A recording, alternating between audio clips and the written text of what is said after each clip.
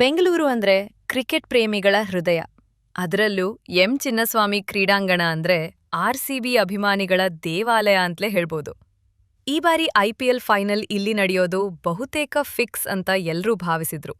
ಹಾಲಿ champion ಆಗಿರುವ royal Challengers Bengaluru ತಮ್ಮ ತವರಿನಲ್ಲೇ trophy ಕಾಪಾಡ್ಕೊಳ್ತಾರೆ ಅನ್ನೋ ನಿರೀಕ್ಷೆ ಅಭಿಮಾನಿಗಳಲ್ಲಿ ಜೋರಾಗಿತ್ತು. ಆದ್ರೆ ಈಗಿನ ಪರಿಸ್ಥಿತಿ ನೋಡಿದ್ರೆ ಸ್ವಲ್ಪ ಗೊಂದಲ, ಸ್ವಲ್ಪ ಆತಂಕ ಅನ್ನೋ ಮಿಶ್ರ ಭಾವನೆ ಕಾಣ್ತಿದೆ.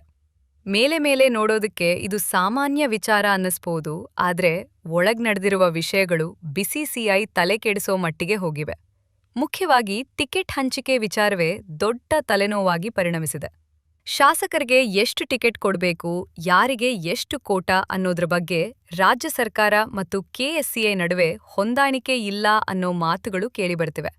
ಈ ತರಹ ರಾಜಕೀಯ ಹಸ್ತಕ್ಷೇಪ ಜಾಸ್ತಿ ಆಯ್ತು ಅಂದ್ರೆ ಪಂದ್ಯಕ್ಕಿಂತಲೂ ಬೇರೆ ವಿಷಯಗಳೇ ಮುಖ್ಯ ಆಗುತ್ತವೆ ಅನ್ನೋ ಭಯ ಬಿಸಿಸಿಐಗೆ ಇದೆ.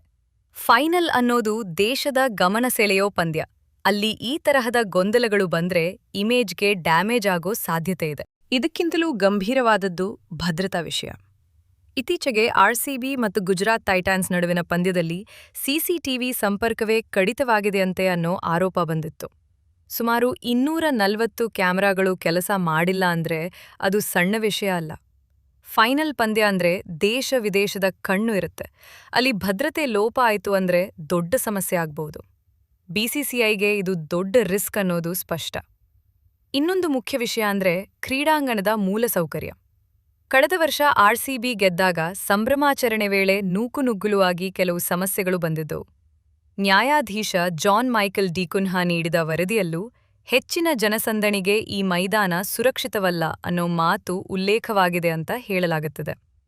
ಫೈನಲ್ ಪಂದ್ಯದಲ್ಲಿ ಜನರ ಸಂಖ್ಯೆ ಡಬಲ್ ಆಗೋದು ಖಚಿತ. ಹೀಗಿರುವಾಗ ಸುರಕ್ಷತೆ ಬಗ್ಗೆ ಪ್ರಶ್ನೆಗಳು ಸಹಜ.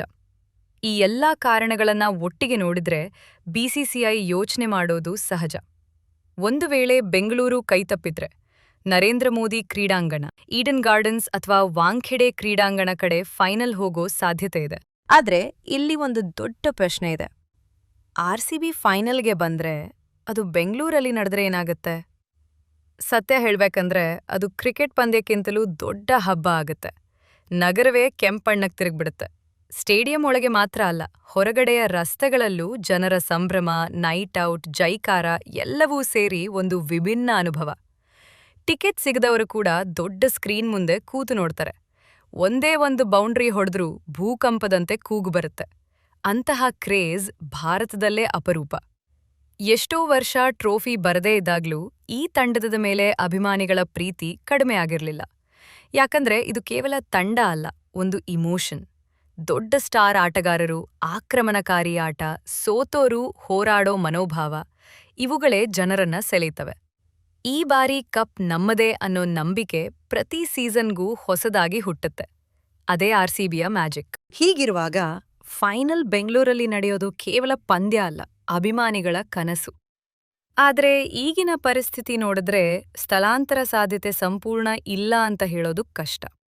ಅಂದಾಜಿಗೆ ಹೇಳ್ಬೇಕಂದ್ರೆ ಇಂತಹ ವಿವಾದಗಳು ಮುಂದುವರಿದ್ರೆ ಪಂದ್ಯ ಬೇರೆಡೆಗೆ ಹೋಗ್ಬೋದು. ಆದ್ರೆ ಇದೇ ಸಮಸ್ಯೆಗಳನ್ನ ತಕ್ಷಣ ಬಗೆಹರಿಸಿದ್ರೆ, ಶಾಸಕರಿಗೆ ಪಂದ್ಯ ವೀಕ್ಷಣೆಯ ಟಿಕೆಟ್ ಹಂಚಿಕೆಯ ವಿಚಾರವನ್ನ ಕ್ಲಿಯರ್ ಮಾಡಿದ್ರೆ, ಭದ್ರತಾ ವ್ಯವಸ್ಥೆ ಕಟ್ಟು ನಿಟ್ಟಾಗಿ ಮಾಡಿದ್ರೆ ಮತ್ತು ಜನಸಂದಣಿ ನಿಯಂತ್ರಣಕ್ಕೆ ಸೂಕ್ತ ಕ್ರಮ ತೆಗೆದುಕೊಂಡ್ರೆ ಬೆಂಗಳೂರು ಮತ್ತೆ ಫೇವ್ರೆಟ್ ಆಗಿ ಉಳಿಬಹುದು. ಒಟ್ಟಿನಲ್ಲಿ ಬಾಲ್ ಈಗ ರಾಜ್ಯ ಸರ್ಕಾರ ಮತ್ತು ಕೆಎಸ್ಸಿಐ ಕೋರ್ಟ್ನಲ್ಲಿ ಇದೆ ಅನ್ನೋದು ಸ್ಪಷ್ಟ. ಅವರು ಸರಿಯಾಗಿ ಹ್ಯಾಂಡಲ್ ಮಾಡಿದ್ರೆ ಫೈನಲ್ ಬೆಂಗಳೂರಲ್ಲೇ ನಡೆಯೋದು ಬಹುತೇಕ ಖಚಿತ. ಇಲ್ಲ ಅಂದ್ರೆ ಆರ್ಸಿಬಿ ಅಭಿಮಾನಿಗಳ ಕನಸು ಮತ್ತೊಮ್ಮೆ ಕೈತಪ್ಪೋ ಸಾಧ್ಯತೆ ಇದೆ.